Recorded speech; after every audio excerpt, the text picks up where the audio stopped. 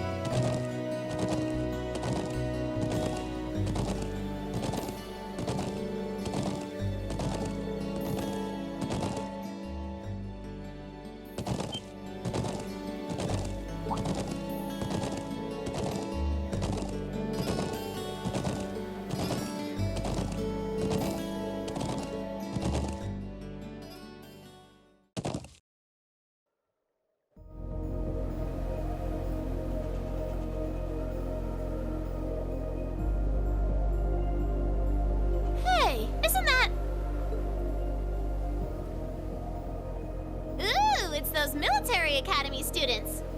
I wonder what they're doing all the way out here. Oh well. Looks like things are gonna start getting interesting.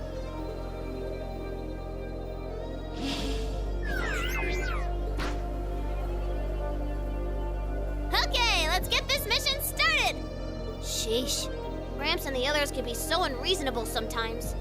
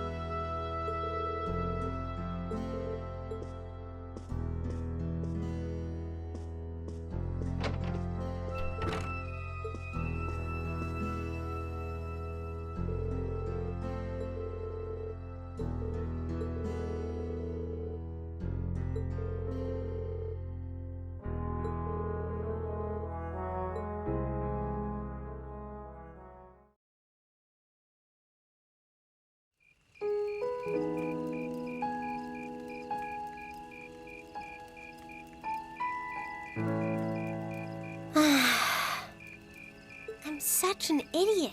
What am I even doing?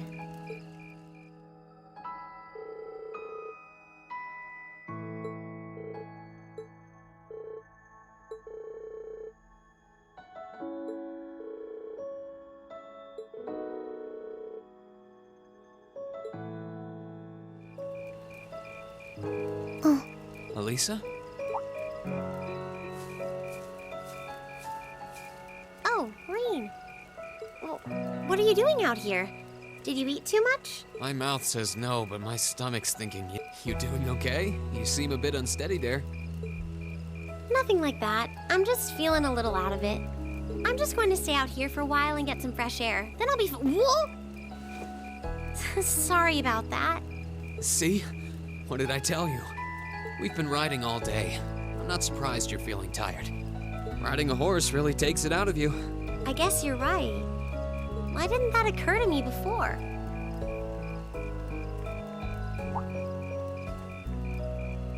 Hey, Alisa, look up at the sky. Huh? Oh, wow. You know, I didn't even notice it last night because we turned in so early. But now that we know, if you're out here to get some air, better to take in the starlight than look at the ground, right? You're right.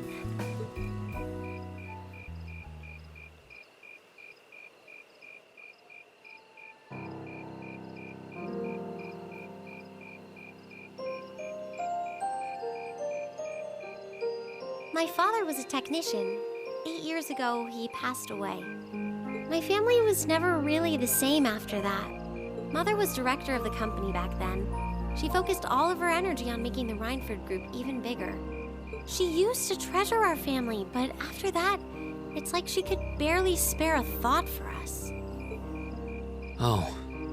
She did seem like a talented businesswoman when we met her. Well, more than talented to run the Reinford group. What you saw in River Station was just a watered-down version of her normal intensity. We'd be able to have dinner together maybe once every 3 months, and that's being generous. But at least I wasn't alone. Grandfather and Sharon were always there for me. That's how it was, huh? I guess you've known Sharon for a long time then. Yeah, my mother hired her about 7 years ago. Being a Reinford and all, I never had many people I could really call friends when I was young. The nobles looked down on me, of course, but the common people treated me like I was different from them, too. At least with my grandfather and Sharon around, I never felt totally alone. Grandfather introduced me to all kinds of different hobbies, like horseback riding and playing the violin. Sharon taught me self-defense and archery, and all the high society etiquette expected of a lady. Meanwhile, my mother kept expanding the company completely against the wishes of my grandfather, the chairman. I see. Though, hasn't Reinford always been a big industrial company? Kind of, yeah. Even back then, they took on projects in all fields, from steel mills to railway construction to guns and tanks. It's not surprising there are people out there who like to call the company a merchant of death. I can't say I completely agree with that side of the company, but I've never felt embarrassed or ashamed about it. But a few years ago, the Reinford group finally went too far. What do you mean? Those 2 railway guns set up in Guerrilla Fortress on the eastern edge of the Empire? You know about those, right? Yeah, I've heard of them. They're supposed to have the longest range of any orbital cannon in the world. I've only seen their spec sheets, but the destruction they're capable of is terrifying. Erebonia's still fighting with Calvert over Crossbell, and those guns are capable of targeting any point in Crossbell State. In just a couple hours, they could wipe Crossbell City and its 500,000 citizens off the map. No way. That's way beyond being a weapon of war. More like an instrument of massacre. I couldn't agree more. And neither could my grandfather, who supervised their construction. Even though my mother was the one who signed off on the project, my grandfather regretted it like the decision was his. As he was hesitating over whether to hand them over to the Imperial Army, my mother betrayed him. What? She went behind his back and secured the support of all of Reinford's major shareholders. Everyone from Ruhr's ruling lord Marquis Ragnar to the top brass of the Imperial Army was on her side. In the face of such overwhelming pressure from all sides, my grandfather was forced to capitulate. He stepped down as chairman, and my mother wasted no time taking his place. That's when my grandfather decided to leave the company entirely. And me. I thought I'd at least have Sharon on my side, but she just did whatever my mother told her to do. It's been 5 years since then already. Oh. I think I get it now. Why she gets under your skin, I mean.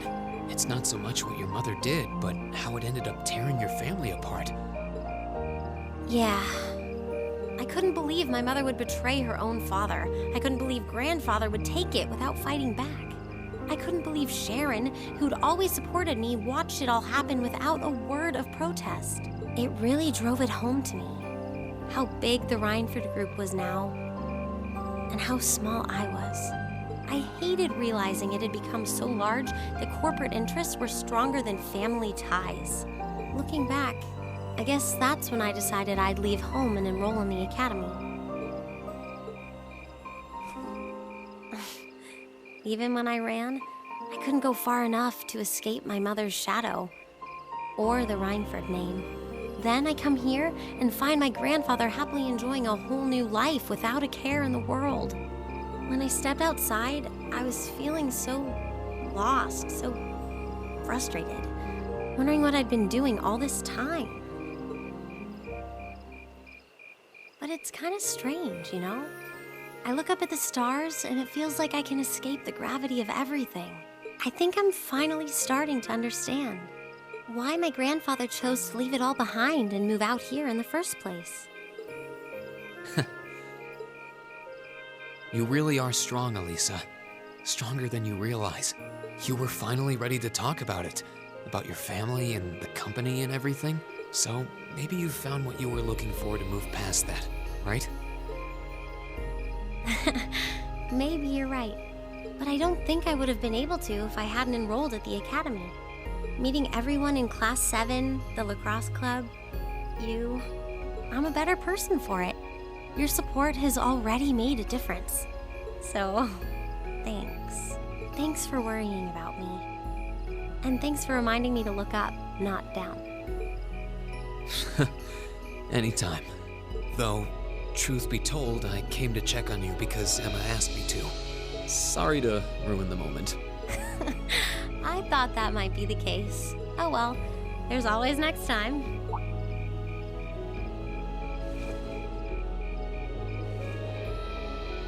It's kind of strange to hear you tell me I'm strong, because I could say the same thing about you. You always seem to get thrust into the role of leader, someone we can count on to keep us on track. I guess running errands on all my free days is really helping me buckle down. Still, I feel like I've got a long way to go, especially when I keep running from myself. Huh? Remember back in Keldic? I said that I came to the academy to find myself. But sometimes, I wonder if maybe I just wanted to get away. From my family, from myself. Oh. Do you not get along well with your family? Oh, I do. I'm not their real son, but my parents always loved me like I was. My sister and I, we've had our differences, especially lately, but we still get along pretty well. No, the problem's just with me. Rean. Still, I suppose the fact you were finally ready to talk about it means that maybe you found what you were looking for to move past that, right? Who'd have thought I'd have the chance to feed you your own good advice so soon? I can't believe you can just say things like that with a straight face. Maybe being on the receiving end every now and then will do you some good. All right, you got me. I admit defeat. But yeah, I guess I'm starting to figure things out in my own way. Maybe enrolling at Thoris was the first thing I'd done right in a long time. I ended up in Class 7. And now, all of us are out here like this, spending time together. Yeah, I like that. I hope the things we learned during our field studies can help us all make a difference in the world. So... Wait, all of us?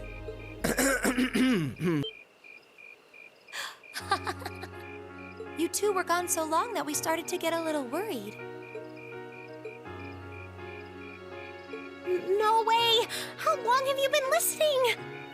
Still, I suppose the fact that you were finally ready to talk about it means that maybe you found what you were looking for to move past that, right?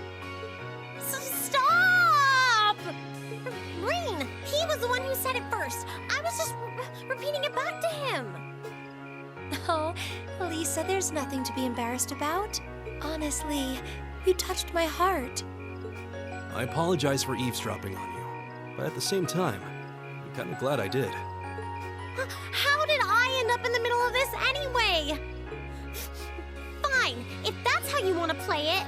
None of you are getting any sleep until you've shared all your most embarrassing secrets. What? I don't... You wish. Seems like you did well. Honestly, I feel like she helped me more than I helped her. Hey, guys? Hmm? This is a really beautiful place. Yeah, ain't it?